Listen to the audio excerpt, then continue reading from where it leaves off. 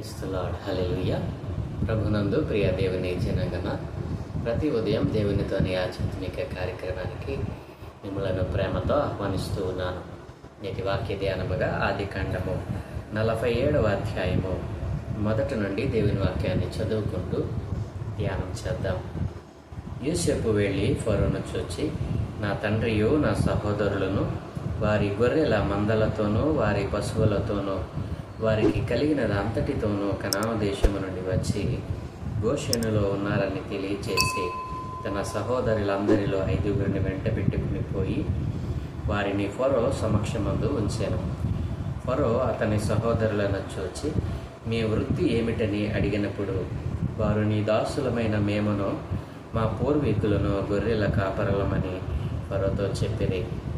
మరియు వారు, కనాను దేశమందు కరువు భారముగా ఉన్నందున నీ దాసులకు కలిగి ఉన్న మందకు మేత లేదు కనుక ఈ దేశములో కొంతకాలముండుటకు వచ్చితిమి. కాబట్టి గోషేను దేశములో నీ దాసులు నివసింప సెలవిమ్మని ఫరోతో అనగా, ఫరో యోసేపును చూచి, నీ తండ్రియు నీ సహోదరులను నీ యొద్దకు వచ్చి ఉన్నారు. ఐగుప్తు దేశము నీ ఎదుట ఉన్నది. ఈ దేశములోని మంచి ప్రదేశమందు నీ తండ్రిని నీ సహోదరులను నివసింప చేయము. గోషెను దేశములో వారు నివసింపవచ్చును. వారిలో ఎవరైనా ప్రజ్ఞ గలవారని నీకు తోచిన ఎడల నా మందల మీద వారిని అధిపతులునుగా నియమించుమని చెప్పాను. మరియు యోసేపు తన తండ్రి అయిన యాకోబును లోపలికి తీసుకుని వచ్చి ఫరో సమక్షమందు అతనిని ఉంచగా యాకోబు ఫరోను దీవించెను. ఫరో, నీవు జీవించిన సంవత్సరములెన్ని నీ యాకోబు అడిగినందుకు యాకోబు, నేను యాత్ర చేసిన సంవత్సరములు 130, నేను జీవించిన సంవత్సరములు కొంచెముగాను దుఃఖ సహితమైనవిగా ఉన్నవి. అవి నా పితరులు యాత్ర చేసిన దినములలో వారు జీవించిన సంవత్సరములన్నీ కాలేదని ఫరోతో చెప్పి ఫరోను దీవించి ఫరో ఎదుటి నుండి వెళ్ళిపోయాను. ఫరో ఆజ్ఞాపించినట్లు యోసేపు తన తండ్రిని తన సహోదరులను ఐగుప్తు దేశంలో నివసింపజేసి ఆ దేశములో రామశేషను మంచి ప్రదేశములో వారికి స్వాస్థ్యము ఇచ్చాను. మరియు యోసేపు తన తండ్రిని తన సహోదరులను తన తండ్రి కుటుంబపు వారందరినీ వారి వారి పిల్లల లెక్క చొప్పున వారికి ఆహారం ఇచ్చి సంరక్షించాను. కరువు మిక్కిలి భారమైనందున ఆ దేశమంతటను ఆహారము లేకపోయాను. కరువు వలన ఐగుప్తు దేశమును కనాను దేశమును క్షీణించాను. వచ్చిన వారికి ధాన్యం అమ్ముట వలన ఐగుప్తు దేశంలోను కనాను దేశంలోను దొరికిన ద్రవ్యమంతా యోసేపు సమకూర్చాను. ఆ ద్రవ్యమంతటిని యోసేపు ఫరో నగరులోనికి తెప్పించాను. ఐగుప్తు దేశమందును కనాను దేశమందును ద్రవ్యము వ్యయమైన తరువాత ఐగుప్తీయులందరూ యోసేపు నొద్దకు వచ్చి, మాకు ఆహారము ఇప్పించుము, నీ సముఖమందు మేమేలా చావవలెను, ద్రవ్యము వ్యయమైనది గదా అనిది. అందుకు యోసేపు, మీ పశువులను ఈయుడి, ద్రవ్యము వ్యయమైపోయిన ఎడల మీ పశువులకు ప్రతిగా నేను మీకు ధాన్యము ఇచ్చేదనని చెప్పాను. కాబట్టి వారు తమ పశువులను యోసేపు నొద్దకు తీసుకుని వచ్చిరి. యోసేపు గుర్రములను గొర్రెల మందలను పశువుల మందలను గాడిదలను తీసుకొని వారికి ఆహారం ఇచ్చాను. ఆ సంవత్సరమందు వారి మందలన్నిటికీ ప్రతిగా అతడు వారికి ఆహారం ఇచ్చి సంరక్షించాను. ఆ సంవత్సరము గతించిన తరువాత 2వ సంవత్సరమున వారు అతని యొద్దకు వచ్చి, ఇది మా ఏలిన వారికి మరుగు చేయము, ద్రవ్యము వ్యయమైపోయాను, పశువుల మందలను ఏలిన వారి వశమాయను. ఇప్పుడు మా దేహములను మా పొలములను తప్ప మరి ఏమీయూ ఏలిన వారి సముఖమున మిగిలి ఉండలేదు. నీ కన్నుల ఎదుట మా పొలములను నశింపనేలా ఆహారం ఇచ్చి మమ్మను మా పొలములను కొనుము. మా పొలములతో మేము ఫరోకు దాసులమగుదుము. మేము చావక బ్రతుకున్నట్లును పొలములు పాడైపోకుండానట్లును మాకు విత్తనములిమ్మని అడిగిరి. అట్లు యోసేపు ఐగుప్తు భూములన్నిటినీ ఫరో కొరకు కొనెను. కరువు వారికి భారమైనందున ఐగుప్తీయులందరూ తమ తమ పొలములకు అమ్మివేసిరి గనక భూమి ఫరోది ఆయను. అతడు ఐగుప్తు పొలిమేరల యొక్క ఈ చివరి నుండి ఆ చివరి వరకు జనులను ఓళ్ళలోనికి రప్పించాను. యాజకుల భూమి మాత్రమే అతడు కొనలేదు. యాజకులకు ఫరో భత్యములు నియమించెను. ఫరో ఇచ్చిన భత్యము వలన వారికి భోజనము జరిగను కనుక వారు తమ భూములను అమ్మలేదు. యోసేపు, ఇదిగో నేడు మిమ్మును మీ భూములను ఫరో కొరకు కొని ఉన్నాను. ఇదిగో మీకు విత్తనములు, పొలములలో విత్తుడి. పంటలో 5వ భాగము మీరు ఫరోకి ఇయ్యవలెను. 4 భాగములు పొలములలో విత్తుటకును మీకును మీ కుటుంబపు వారికి ఆహారమునకును మీ పిల్లలకు ఆహారమునకును నీవై ఉండెనని ప్రజలతో చెప్పగా వారు, నీవు మమ్మ బ్రతికించితివి, ఏలిన వారి కటాక్షము మా మీద ఉండనిమ్ము, ఫరోకు దాసుల మగుదమని చెప్పిరి. అప్పుడు 5వ భాగము ఫరోదని నేటి వరకు యోసేపు ఐగుప్తు భూములను గూర్చి కట్టడ నియమించెను. యాజకుల భూములు మాత్రమే మినహాయింపబడెను, అవి ఫరోవి కావు. ఇశ్రాయేలీయులు ఐగుప్తు దేశమందలి గోషెను ప్రదేశంలో నివసించిరి. అందులో వారు ఆస్తి సంపాదించుకొని సంతానాభివృద్ధి మిగుల విస్తరించిరి. యాకోబు ఐగుప్తు దేశములో 17 సంవత్సరములు బ్రతికెను. యాకోబు దినములు అనగా అతడు జీవించిన సంవత్సరములు 147. ఇశ్రాయేలు చావవలసిన దినములు సమీపించినప్పుడు అతడు తన కుమారుడిని యోసేపును పిలిపించి, నా ఎడల నీకు కటాక్షమున్న ఎడల దయచేసి నీ చెయ్యి నా తొడ క్రింద ఉంచి నా ఎడల దయను నమ్మకమును కనపరచుము. ఎట్లనగా నన్ను ఐగుప్తులో పాతిపెట్టకుము, నా పితరులతో కూడా నేను పండుకొనున్నట్లు ఐగుప్తుల నుండి నన్ను తీసుకుని పోయి వారి సమాధిలో నన్ను పాతిపెట్టమని అతనితో చెప్పాను. అందుకు అతడు, నేను నీ మాట చొప్పున చేసేదను అనేను. మరియు అతడు నాతో ప్రమాణము చేయమన్నప్పుడు యోసేపు అతనితో ప్రమాణము చేశాను. అప్పుడు ఇశ్రాయేలు తన మంచపు తలాపి మీద వంగి దేవునికి నమస్కారము చేశాను. ఆమేన్. ప్రభునందు ప్రియ దేవుని పిల్లలారా, చదవబడిన లేఖనము నిమిత్తమై ప్రార్థన చేద్దాం. సకల ఆశీర్వాదములకు కారణముద్రైన తండ్రి, మా మంచి దేవ, గొప్ప దేవానికి వందనాలయ్యా. ఏ మంచి లేని మా జీవితంలో మరొక నూతన దినాన్ని దయచేసినందుకే స్తోత్రాలు. ఈరోజు మీ పరిశుద్ధ లేఖనాలను ధ్యానం చేసే భాగ్యం నాకు మా అందరికీ దయచేసినందుకే వందనాలు చెల్లిస్తూ, ఈరోజు ధ్యానం చేయడం కొరకు చదువుకున్న ఈ లేఖన భాగాన్ని మా కొరకు దీవించమని, ఈ లేఖన భాగంలో నుండి కొన్ని ఆత్మీయ పాఠాలు మీరే మాకు బోధించి నేర్పించమని యేసయ్య పరిశుద్ధ నామమున ప్రార్థించి వేడుకుంటూ ఉన్నాను తండ్రి. ఆమేన్.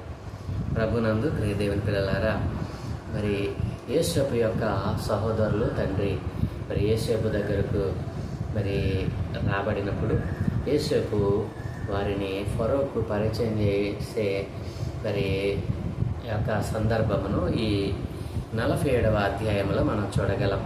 ఇదేం పిల్లలారా, మరి యోసేపు తన తండ్రి మరి తన సహోదరులు వారందరూ కూడా 70 మందిగా ఐగుప్తు దేశానికి వచ్చినట్లుగా మరి నిన్నటి దినాన మనం ధ్యానం చేసాం.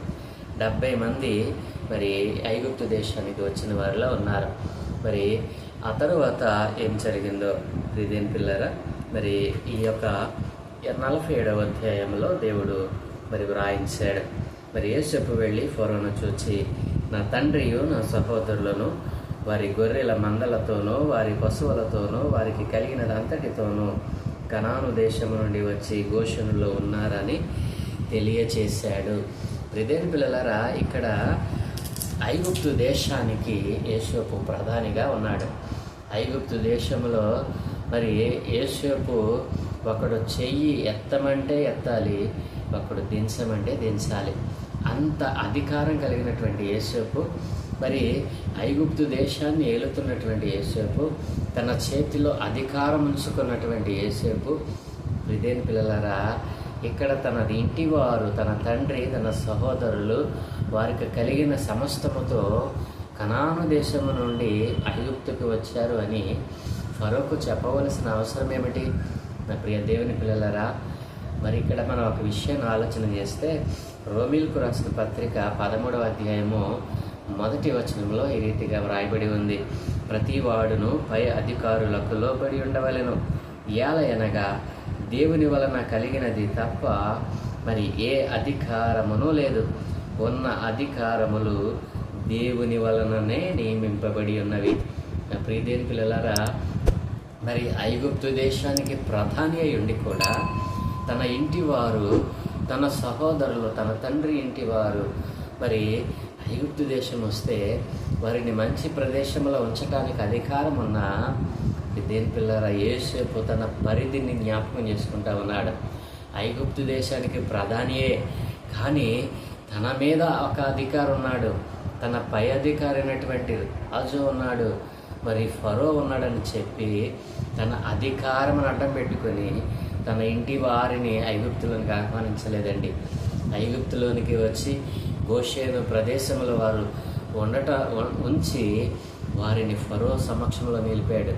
ప్రియమైన పిల్లరా, అవును, మరి మనకు అధికారం ఉందని అధికారమును చేతితో పట్టుకొని మన ఇష్టం వచ్చినట్లుగా మనం ప్రవర్తిస్తాం. కానీ యోసేపు అలా ప్రవర్తించలేదండి. తన పై అధికారులకు లోబడేటువంటి మనస్సు. నా ప్రియమైన పిల్లలను చూసారా, మరి దేవుని వాక్యానికి యోసేపు ఎంత దగ్గరగా ఉన్నాడో. నా ప్రియమైన పిల్లల రక్షణ పొందుకున్న మనం కూడా మన పై అధికారులకు మనం లోబడి ఉండాలి.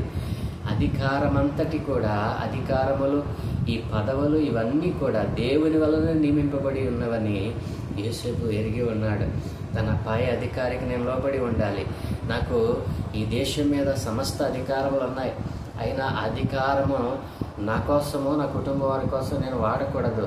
ఈ అధికారము మరి నా పైన ఉన్నటువంటి వాని వలనే నాకు మరి లభించింది అని యోసేపు గమనించగలిగాడు. నా ప్రియ దేవుని పిల్లలారా, ఎంత గొప్ప మరి మరి ఆ యొక్క మనస్సు కలిగి ఉన్నాడు యోసేపు.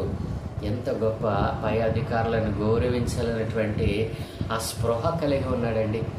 ఎంత గొప్ప మరి మనస్సు, ఎంత గొప్ప ఆలోచన, ఎంత గొప్ప మరి ఆ యొక్క తగ్గించుకునేటువంటి మనస్సు ఇక్కడ మనం యోసేపులో చూస్తూ ఉన్నాం.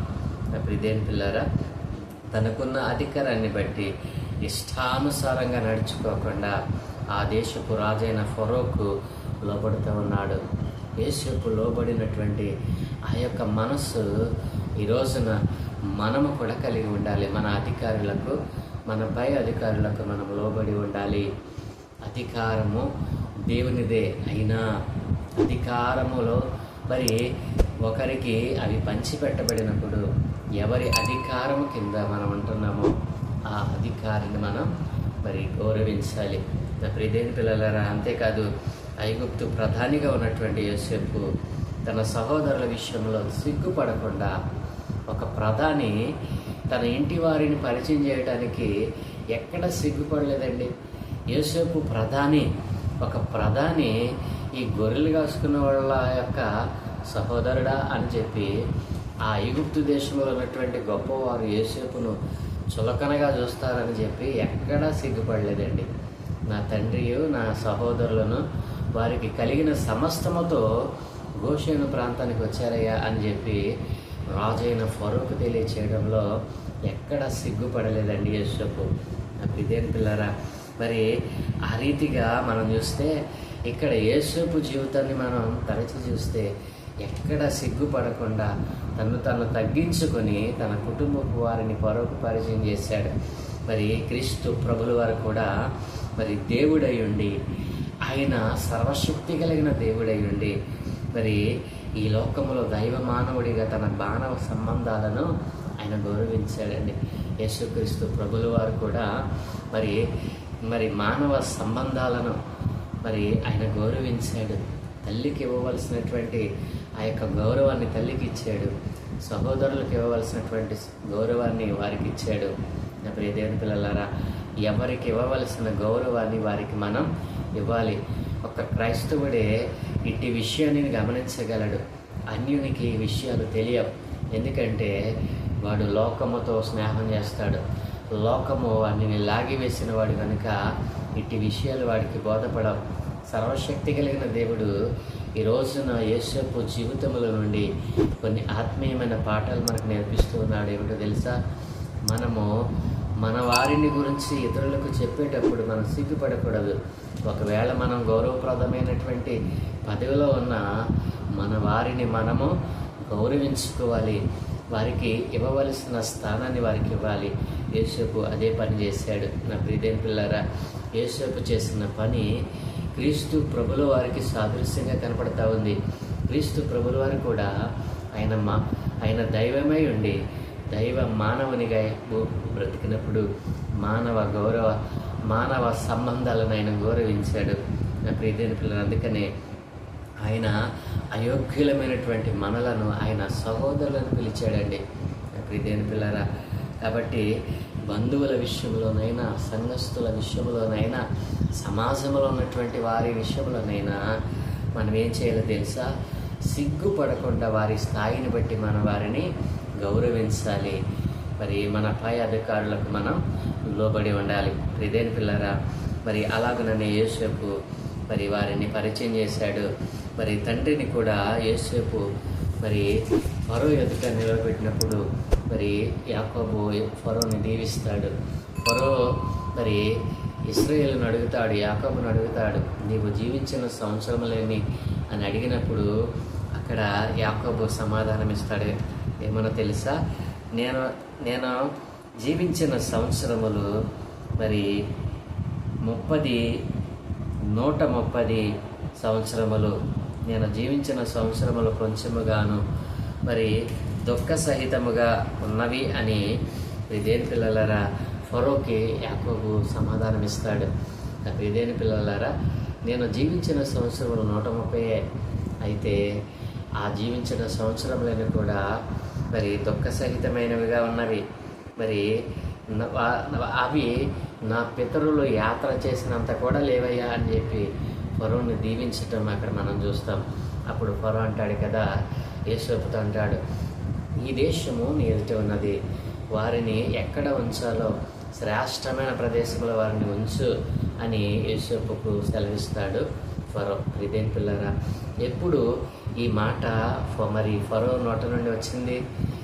యోసేపు తన పై అధికారి, తన రాజుతో మరి రాజును గౌరవించినప్పుడు, తన పై అధికారి అయినటువంటి మరి ఫరోను సంప్రదించి తన సహోదరులను సిగ్గుపడకుండా పరిచయం చేసినప్పుడు ఫరో అన్నాడు కదా, ఈ దేశమే నీ ఎదుట ఉంది కదా యోసేపు, వీరిని ఎక్కడ ఉంచాలో అక్కడ ఉంచు, వారికి కావలసినటువంటి సకల సదుపాయాలు నువ్వు కలుగచేయి, నీకు ఏ విధమైన అడ్డు లేదు అని చెప్పి ఫరో ఆజ్ఞ ఇవ్వడం ఇక్కడ మనం చూస్తాం. ఎప్పుడు ఇది సాధ్యమైంది? యోసేపు తన అధికారాన్ని మరి బట్టి తన అధికారాన్ని చూపించి తన కుటుంబపు వారిని సంరక్షించాలనుకోలేదు. ఎందుకంటే పై అధికారులను గౌరవించే మనస్సు దేవుని వలన మరి పొందుకున్నాడు యోసేపు. కాబట్టి ఆ క్రియ చేయబట్టే మరి ఫరో కూడా మరి యోసేపుకు సెలవిచ్చాడు, నీ ఇష్టం వచ్చినట్లుగా నీ కుటుంబ వారి పట్ల చేయి అన్నాడు. ప్రియమైన పిల్లలు, అవును, మనము పై అధికారులకు లోపడినప్పుడు దేవుడే వారికి అధికారం ఇచ్చాడు కనుక అది ఎలాంటి పరిస్థితి అయినా దేవుడు మార్చగలగడు. ఇక్కడ మరి ఇశ్రాయేలు తన కుటుంబపు వారిని దేవుడు సంరక్షించటానికి మరి యోసేపును ఒక పనిముట్టుగా వాడుకున్నాడు. కాబట్టి ప్రియమైన పిల్లరా, ఆ రీతిగా వారు గోషెన దేశంలో నివసిస్తూ ఉంటారు. అలా జీవిస్తున్నప్పుడు మరి 13వ వచనంలోకి వచ్చేటప్పటికి కరువు మిక్కిలి భారమైపోయినప్పుడు ఐగుప్తు దేశ ప్రజలు వస్తారు యోసేపు దగ్గరికి. యోసేపు దగ్గరికి వచ్చి, అయ్యా, ఐగుప్తులో ఉన్నటువంటి మా ధనమంతయు వ్యయమైపోయింది కదా, ఇక మా దగ్గర పశువులు మరి మా దగ్గర ఇంకా మరి ద్రవ్యం ఏమీ లేదు అని చెప్పినప్పుడు మరి యోసేపు ఏం చేస్తాడో తెలుసా?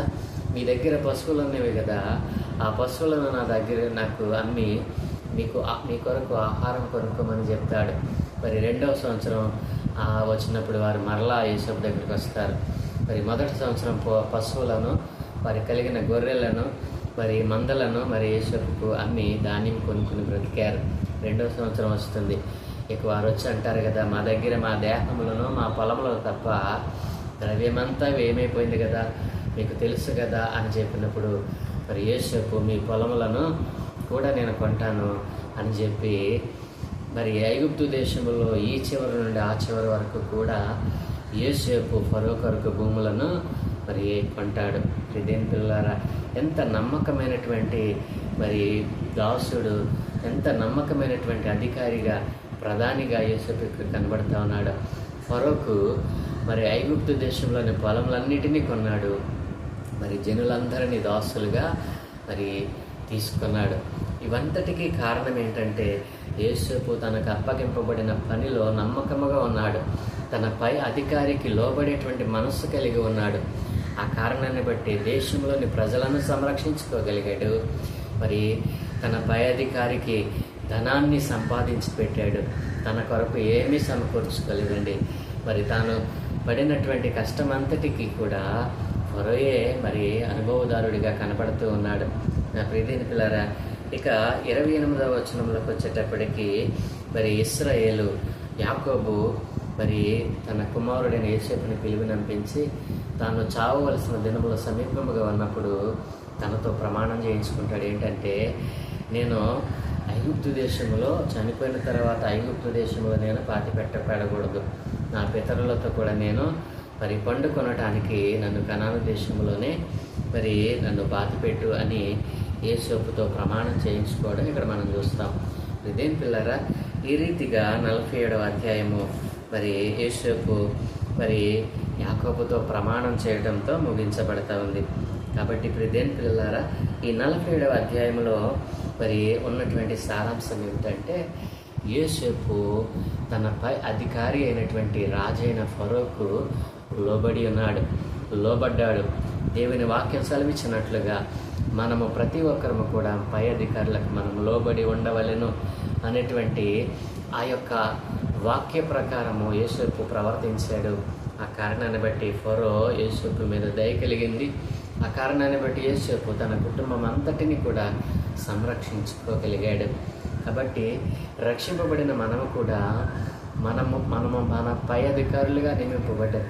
మన పైన అధికారులను మనము గౌరవించేవారిగా మనము మన యొక్క జీవితాన్ని కలిగి ఉండాలి. మన ఆత్మీయ జీవితంలో మన మీద దేవుడు ఎవరిని అధికారులుగా నియమించాడో, ఏలికలుగా నియమించాడో వారికి మనం లోబడి ఉండాలి తప్ప వారికి మరి ఎదురు తిరగకూడదు. యోసేపు తాను ప్రధాని అయి ఉండి కూడా తన ఇంటి వారిని గురించి ఫరోకు చెప్పడంలో ఎక్కడ సిగ్గుపడలేదు. కాబట్టి మనము క్రైస్తవులమని, దేవుని బిడ్డలమని చెప్పుకోవటంలో మనం ఎక్కడ సిగ్గుపడకూడదు. మరి సిగ్గుపడకుండా సువార్తను ప్రకటించేవారిగా మరి మనం మారదాం. దేవుడు యోసేపును దీవించినట్లుగా యోసేపు ఎలా ప్రవర్తించాడో, తన పై అధికారులకు ఎలాగ లోబడి ఉన్నాడు, మనము కూడా మన పైన ఉన్న అధికారులకు లోబడి ఉందాం. మన అధికారి అయినటువంటి సర్వాధికారి అయిన దేవునికే మనం లోబడదాం. అట్లాంటి కృప దేవుడు మనకు, మన కుటుంబాలకు దయచేయునుగాక. ఆమేన్. ప్రార్థన. దయగలిగిన తండ్రి, కృపగలిగిన దేవా, నీకు వందనాలయ్యా. యోసేపు తన అధికారమును నైనా ఆసరాగా చేసుకొని తన కుటుంబాన్ని రక్షించుకోదలచలేదు, కానీ తన కుటుంబాన్ని ఫరో ఎదుట నిలబెట్టి ఇదో ఫరో వలన మరి ఆజ్ఞ పొందుకున్నాడయ్యా. ఇదంతటికీ కారణము యోసేపు తన పై అధికారి అయినటువంటి రాజైన ఫరోకి లోబడి ఉండటమే. ఏ విషయంలో కూడా యోసేపు సిగ్గుపడకుండా మరి తన కుటుంబపు విషయములన్నిటిని కూడా ఫరో ఎదుట ఉంచినప్పుడు, దేవా నీవే హెచ్చించావు నాయన, వారిని సంరక్షించావు తండ్రి, నీ వాగ్దానము ఫుల్ఫిల్ అవ్వడానికి మార్గంలో తెరిచావు నాయన. ఈ రోజున రక్షింపబడిన మేము కూడా మా పై అధికారులకు లోబడి ఉన్నటువంటి మనస్సును మనం కలిగి ఉండి, ఏ విషయంలోనూ మేము క్రైస్తవులమని, రక్షింపబడిన వారమని, దేవుని బిడ్డలమని ఎక్కడ ఎవరైనా మరి నవ్వుతారేమోనని సిగ్గుపడకుండా నాయన నిన్ను ఒప్పుకునేటువంటి మనస్సు ప్రతి ఒక్కరికి దయచేయమని ఈ దినమే చేయగలనటువంటి మీ కనుదృష్టి ఉంచి మీ దూతల కాపుతలను గ్రహించి మీరే మహిమ ఘనత ప్రభావాలు పొందుకోమని యేసయ్య పరిశుద్ధ నామమున ప్రార్థించి వేడుకుంటూ ఉన్నాను తండ్రి. ఆమేన్, ఆమేన్, ఆమేన్.